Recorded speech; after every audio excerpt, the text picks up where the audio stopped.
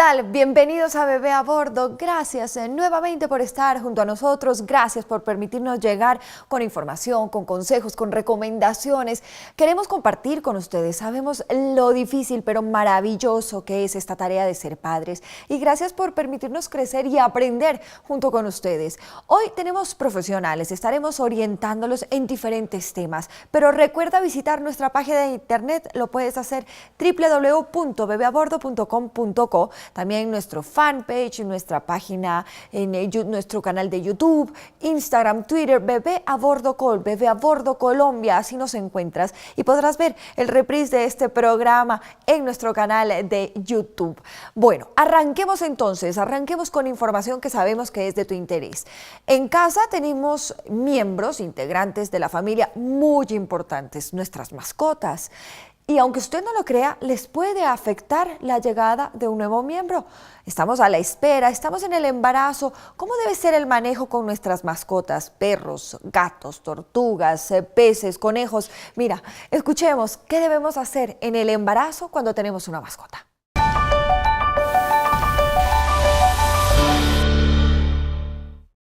Hola, vamos a hablar sobre el manejo de nuestras mascotas en el momento que nos enteramos que vamos a tener bebé. Pues principalmente nuestros mitos o los mitos que tienen mucha gente, o a veces una mala educación de los médicos frente a nuestros papás de nuestros perritos o nuestros gaticos, no saben explicar cuáles son las posibles o cuáles son las causas de infección de toxoplasma, que es nuestra principal enfermedad en este caso. Obviamente el gatico es uno de los portadores de esta enfermedad, pero la única vez que lo puede eliminar es la primera vez que lo adquiere. De resto, las otras veces que lo vuelve a adquiere el gatico, el mismo cuerpo lo elimina, porque ya tiene defensas. Otra forma que nuestro gatico, nuestra mascotica, adquiera esta clase de parásitos es que sea un animalito cazador, que coma ratas, que coma palomas, o que coma carne cruda. Es la única forma que nuestro gatico se puede infectarse de este parásito. Normalmente tenemos nuestros gaticos en casa, alimentados con el concentrado, bien desparasitados.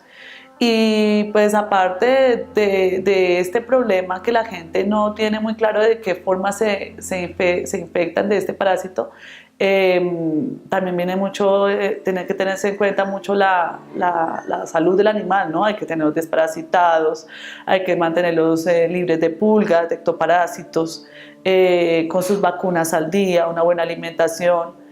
Y pues otra forma, de hecho la mayoría de las formas o la forma más común que una mamá se pueda infectar de este parásito es tomando aguas crudas, obviamente las verduras no las lavan bien, y comer carne cruda, comer carne mal cocer. Es la única forma, de hecho es la forma más segura que se puede infectar. La otra forma que se puede infectar es que se coman el popó del gato o se coman al gato. Obviamente no creo que sea muy viable.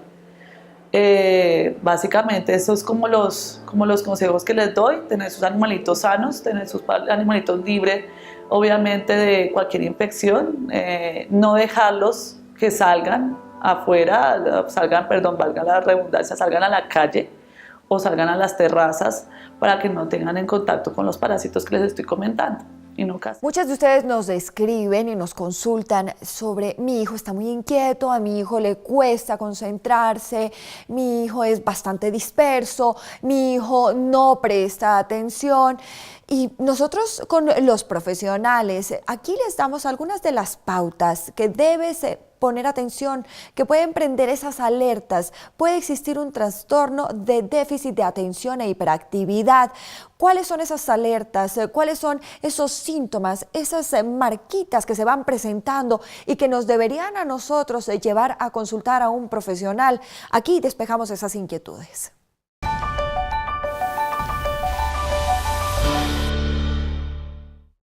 Bueno, en el día de hoy vamos a hablar de déficit de atención e hiperactividad, una patología o condición en la cual estamos recibiendo muchos motivos de consulta, y me parece muy importante que lo tengamos presente, tanto las madres de familia como los padres, y también pues en la parte escolar, ya que estos niños son los niños que usualmente no hacen caso, son inquietos, son impulsivos, se meten en problemas, entonces están poco motivados para ir al colegio, por ende les va mal en el colegio, tienen un rendimiento académico que puede ser regular o malo, sí, se meten en problemas con sus compañeros, se meten en problemas con los docentes también, y esta patología desafortunadamente es muchas veces leída como si tuviéramos un niño, solamente el niño necio o el niño malcriado, y las personas no entienden que realmente esta es una condición que tiene una base neurológica en la cual hay un grupo de sustancias en el sistema nervioso que no están trabajando bien y hacen que los niños tengan este comportamiento.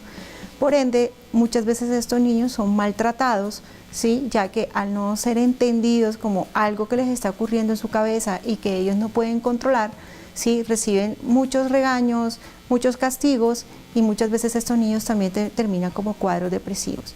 La importancia de este manejo es más que todo como la prevención en los cuadros de que esto sigue evolucionando de la parte de su adolescencia, de la parte de su adultez, ya que los síntomas van a ir cambiando. La inquietud, que es muy corporal, mientras que están muy chicos, va a ir cambiando en su preadolescencia y su adolescencia, hay a ser una inquietud más mental, y son los niños que pueden estar en páginas de internet, en situaciones que no corresponden, donde pueden correr mucho riesgo.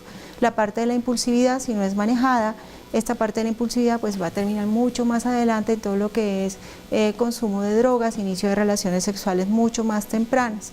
Entonces es muy importante que sea leído, que cuando veamos un niño que sea inquieto, que sea necio, no solamente nos quedemos con el patrón de que es el niño malcriado, sino que podamos pensar un poco más allá qué está pasando. En este tema, cuando hay niños que tienen dificultades emocionales, muchos niños tienen síntomas comportamentales que se confunden con esta patología, motivo por el cual debe siempre ser valorado por un profesional de salud mental, en primera instancia un psicólogo, y en segunda instancia podría ser un psiquiatra infantil que nos ayudara pues a ver realmente qué es lo que está pasando con esto. Y hoy quiero dar la bienvenida a un invitado muy especial, Susana Bueno. Ella es ginecobstetra, doctora, bienvenida, gracias por acompañarnos. Muchísimas gracias a ti, Ana, por la invitación, muy amable. Vamos a hablar sobre el parto humanizado y arranco por preguntarle, quiero que me defina qué es el parto humanizado y es acaso únicamente una moda. Bueno, realmente no es una moda, pareciera que fuera así, pero no lo es. Cuando hablamos de parto respetado, estamos hablando principalmente de 3 tipos de respeto durante el parto. 1, el respeto hacia la fisiología o los procesos naturales del parto. 2, el respeto hacia las necesidades de cada mujer, el respeto hacia sus derechos durante el nacimiento.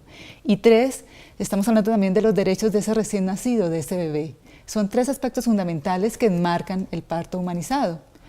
El primer aspecto, sí, el de... vamos definiéndolo, exacto, vamos si como conversando uno por uno. Ok, hablemos primero de la fisiología del parto. Ajá. Respetar la fisiología es respetar los tiempos naturales y los ritmos naturales que se dan en el proceso del parto. Muchas veces sabemos que hay el afán de terminar el embarazo de pronto a la semana 38, 39, antes de la 40, 41, por razones no plenamente justificadas, por ejemplo. Claro, si no hay sufrimiento ni del bebé ni de la madre, pues esto tiene que dar al ritmo que tiene que nacer, ¿no? Cada bebé tiene su ritmo y cada mamá tiene su proceso. De acuerdo, entonces es respetar ese ritmo de cada mamá y cada bebé, salvo que, como tú lo dices, exista alguna condición médica que ya nos indique, digamos, hacer una inducción en un tiempo Ahora, diferente. yo te digo, hablando y de respetar esos tiempos, ¿qué pasa con una mujer el momento en que empieza con las contracciones y te ponen pitocin o te ponen algún tipo de medicamento para acelerar las contracciones? Eso tampoco va dentro de un parto humanizado. Digamos que, bueno, toda intervención dentro del parto humanizado, bueno, yo diría que tampoco es un extremo del otro. Claro, el parto humanizado diría que sea el proceso totalmente natural sin la oxitocina o el pitocin. Hay ocasiones en las que se necesita. Entonces, lo que dice el parto humanizado es, mire, reserve la intervención para cuando se necesita, pero que sea una intervención que sea acordada con la mamá, explicada con la mamá. O sea, que el solo hecho de colocar el medicamento no quiere decir que no sea humanizado si ha habido de por medio un consenso y una razón para ayudar a la mamá, porque puede haber mamás muy fatigadas que de pronto hayan tenido un trabajo de parto muy prolongado con sus propias contracciones, que haya un agotamiento también y que de cierta manera, si se concierta con esa mamá, reforzar un poco esas contracciones, pues no va a ser que no fue humanizado si hubo una plena, digamos, acuerdo entre el obstetra y esta mamá. Sí. Entonces, claro, pero obviamente el beneficio de tener contracciones naturales que son menos dolorosas. Cuando colocamos el pitocin, las contracciones son un poco más intensas y más dolorosas. Claro, son más intensas y son más repetitivas. Exactamente. Y a veces se pueden asociar también a de pronto frecuencias cardíacas del bebé que no sean tan normales por un periodo de tiempo porque no se está respetando como el ritmo propio de emisión de esa hormona. El segundo punto que habíamos hablado. Habíamos dicho, el segundo punto pues es fundamental, los derechos y las necesidades de esa mujer cuando está pariendo. Digamos, el derecho a estar acompañada. Se ha demostrado que el acompañamiento es fundamental durante el trabajo de parto porque reduce incluso índices de dolor, de ansiedad. Se ha demostrado que hay menos tasas de cesárea cuando una mamá está acompañada, menos tasas de intervención. A esto nos referimos a hacer un ambiente mucho más agradable, un ambiente de acompañamiento. Pero ¿cómo logras eso en un hospital o cómo se logra eso en una clínica, doctora? Porque pues, las medidas quirúrgicas de limpieza hacen que eso pues, sea un poco más complicado, ¿no? De acuerdo, tienes razón. O sea, digamos que acá, por lo menos estamos en un proceso, quizás se ve más fácil este acompañamiento cuando hay una clínica que no tiene mucho volumen de mamás, por decirlo así, en los que de todas maneras, aunque sea, hay una persona, si hay una persona allí con ella, pues no se va a interferir con ese proceso de asepsia, ¿no? Que tú dices. Exacto. Entonces, usualmente estamos hablando del acompañamiento por parte de, si es posible, de la pareja de esta mujer en trabajo de parto, o de una dula, que es una mujer que también acompaña a otra durante el trabajo de parto.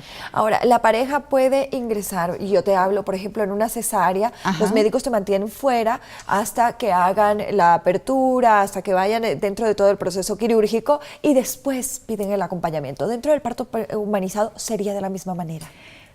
Bueno, no, sería que el papá estuviera si las condiciones de la mamá lo permiten, si es una cesárea que no es de urgencia, ni de no es complicada ni de riesgo. Realmente hoy en día muchas de las instituciones, todavía nos faltan muchas más, pero algunas ya están, digamos que dando cursos de información a la pareja de cómo comportarse, entre comillas, en un ambiente quirúrgico que es nuevo para ellos y pueden estar de principio a fin sentados a la cabecera con la mamá, acompañándola sin que tengan visualmente mucho contacto con lo que es el campo quirúrgico como tal de ¿Y el tercer punto es cuál? El tercer punto es fundamental, son los derechos que tiene ese bebé también a su llegada a este mundo. Ok, y nos vamos a ir a una pausa, pero cuando regresemos vamos a hablar justamente cuáles son esos derechos que tiene el bebé cuando llega a este mundo.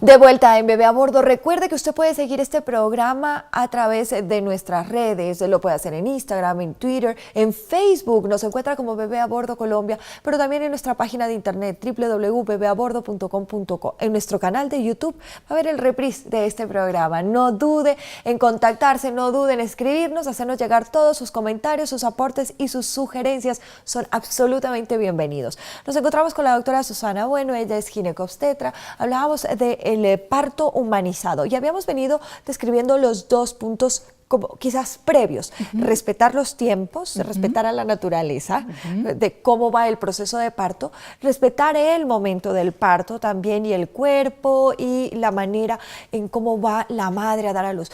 Yo te hacía una serie de explicaciones y que tenga también un acompañamiento, las poses de la mamá. Hay muchas mamás que adoptan una pose de empezar a gatear o de buscar hacerlo de una manera vertical más no horizontal. De acuerdo. Porque esto facilita o se acomoda más en ese momento a esa mamá. Totalmente de acuerdo, Ana. Realmente, pues si revisamos incluso la antropología del nacimiento, instintivamente las mujeres al principio de la humanidad seguían su cuerpo y pujaban muchas veces en postura vertical para ayudarse de la gravedad.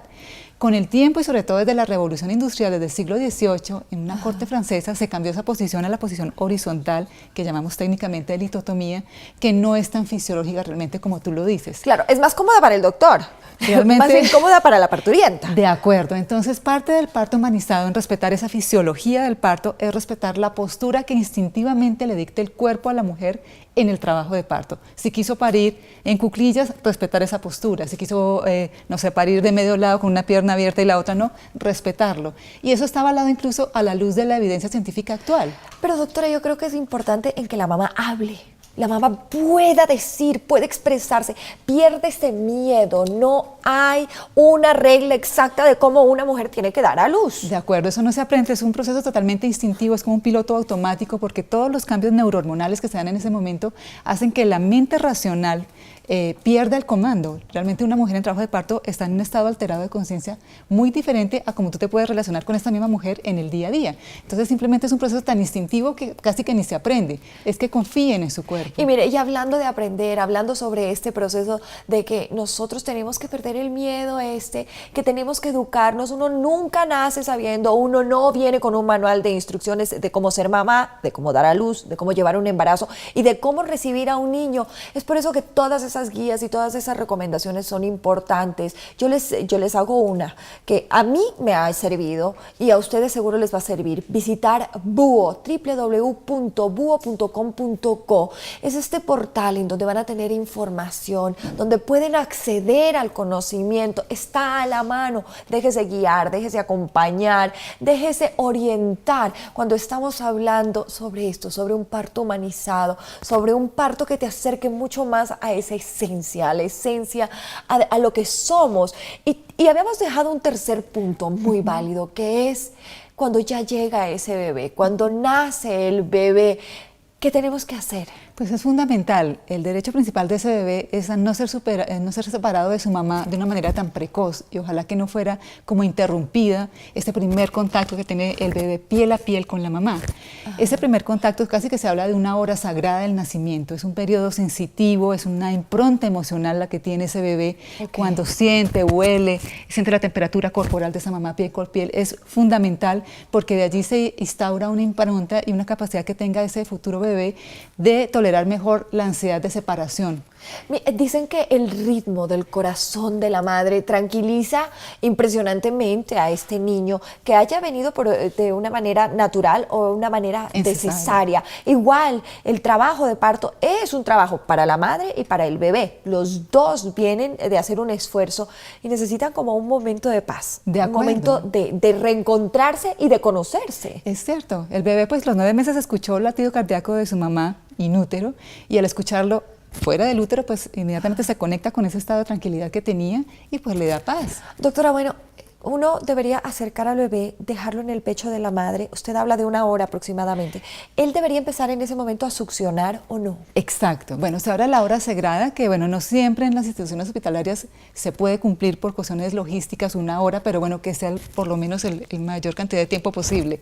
Y eso promueve lo que tú dices, una lactancia inmediata. Se ha visto que si tenemos lactancia en ese periodo de tiempo, el bebé va a aprovechar y va a desarrollar mejor digamos, esa succión y las defensas, claro, exactamente. Entonces favorece también la lactancia, entonces favorece la unión, el vínculo emocional, favorece la lactancia. El bebé libera menos hormonas de estrés cuando está junto a la piel de su mamá. Entonces son muchísimas las ventajas que tiene también este contacto piel a piel, que también, como tú dices, se puede dar en cesárea. Claro que sí. Y doctora, llegar a eso, llegar a entender, llegar a saber que podemos ayudarnos, que podemos pedir, hablarlo, conversarlo con nuestro médico, con quien esté atendiendo en ese momento nuestro parto y buscar que sea lo más humanizado. No tenemos que ir a un centro únicamente especial para tener un parto humanizado. De acuerdo, no estamos acá hablando de un hospital que tenga que tener unas características especiales para ser humanizado. Realmente es la sensibilidad que tenga el profesional, independiente de dónde está, de estar abierto a escuchar y a cumplir las expectativas en medio de lo posible, si las circunstancias lo permiten, de tener un parto pues humanizado para su mamá, ¿no? Para su paciente. Doctora, yo le quiero agradecer muchísimo, de verdad. Quiero volverla a tener aquí nuevamente porque hay mucho que nos quedó por hablar, todos los beneficios que esto trae. Hemos tratado de contarles a ustedes cuáles son los beneficios de tener un parto humanizado para la madre, para el bebé, y bueno, pues hay muchísimas cosas, los beneficios de volver a lo natural, de volver a tener ese contacto piel con nuestro bebé, es maravilloso. Gracias, doctora, por haber estado aquí. Nuestros niños pueden tener algunas pataletas y hay esas rabietas de repente que están empezando a desafiar la autoridad. Con mucho amor uno los puede guiar, pero hay que tener una disciplina. ¿Cómo hacer si tu niño está empezando a desafiar la autoridad?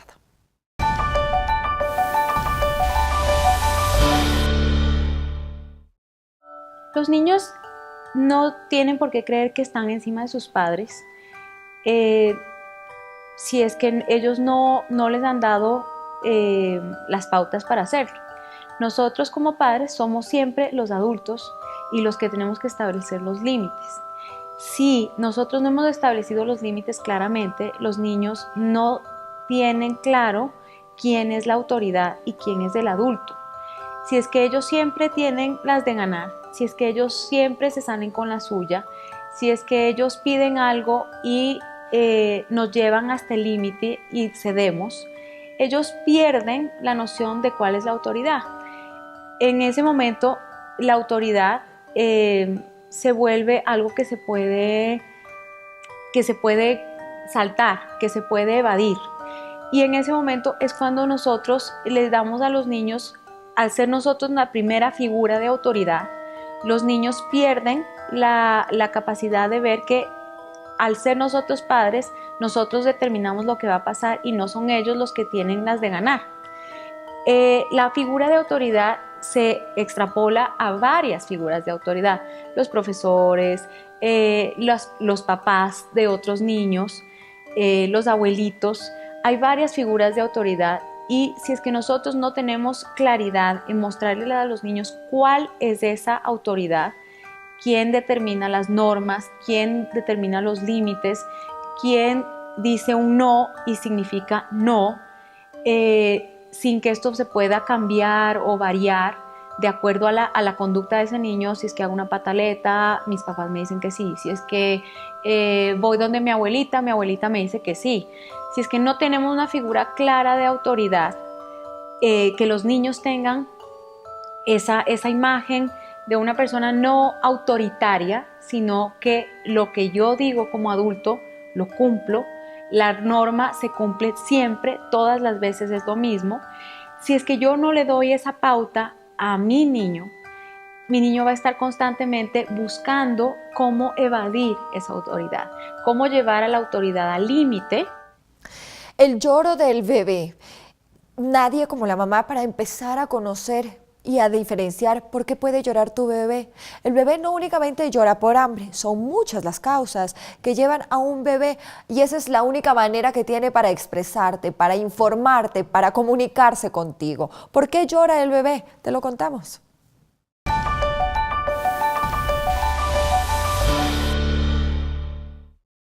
Cuando el bebé se despierta, ellos tienen un periodo donde van a estar tranquilos, observando su medio ambiente, balbucean, pero en ocasiones viene un momento donde se ponen irritables, no necesariamente lloran o todo lo contrario, lloran inconsoladamente y no sabemos qué es. Si mamá o el cuidador acerca y pone algún objeto y él no responde a ninguno de los estímulos, lo más seguro es que él tiene hambre. Esta manifestación también se da cuando ellos van a aumentar el número de onzas de las que están comiendo. Entonces tenemos al niño que está llorando, que está irritable, mamá lo pone al seno, pero él no acepta el seno. Lo que mamá tiene que hacer es mirar si él está mojado. Hay niños que si están mojados o sucios, no comen sus alimentos, no comen su seno hasta que la mamá no ha cambiado de pañal. Hay niños que no tienen ningún problema y pueden comer así su pañal esté húmedo, pero la mayoría requieren que el cambio del pañal se haga antes de la comida del alimento en la cena o en el biberón. La cambiada de pañal debe hacerse cada que el bebé se alimenta. Estamos hablando de cuando el bebé come cada 3 o 4 horas. En ese momento debe haber el cambio del pañal, bien sea antes, que la mayoría lo prefiere antes, o bien sea después. Algunos, de acuerdo a su apetito y su temperamento, pueden comer el seno y luego sí que los cambien. Pero siempre debe ser cuando se da alimento, se cambia de pañal. Como sabemos, cada 3 horas se debe cambiar de pañal. El pañal cada 3 horas debe estar con deposición o orinado.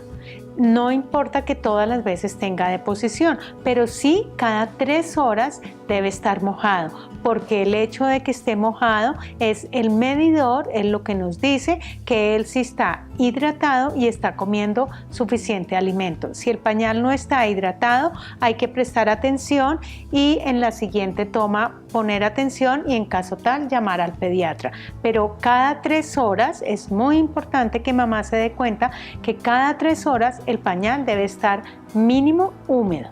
Y con esto nosotros finalizamos, nos despedimos esta semana por haber estado con nosotros, muchas gracias. Recuerde acompañarnos www.bebeabordo.com.co, seguirnos en Facebook, Bebé a Bordo Colombia, en nuestro canal de YouTube y en las redes. No dude en hacernos llegar todas sus inquietudes. Un beso muy grande.